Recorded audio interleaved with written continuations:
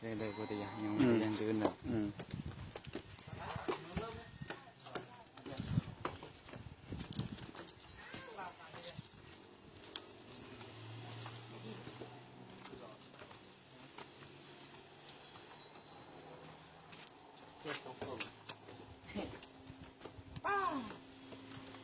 มาแหล่งถึงนั่นกินข้าวเดียว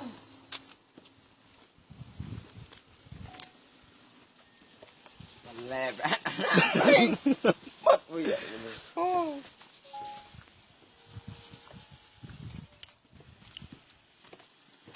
บักคือรอทบ้าห่วงของกอง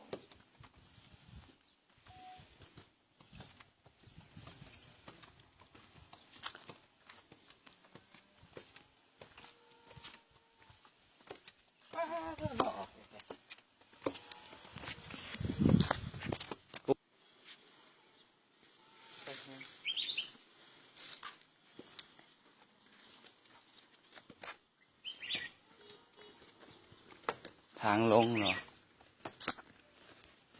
อย่าได้ไหมเขาเขินอย่าท้าเขาไม่เขาเขิน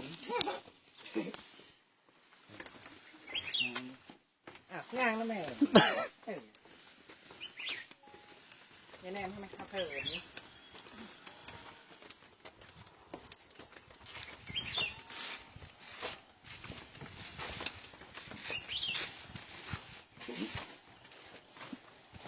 หาคูเลยหลอกตี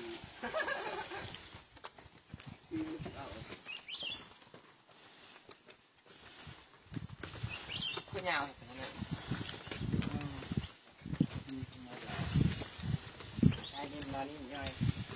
นี่ไว้หน่อยเด้อน้องนี่นะมาลีมาก่อนเนาะ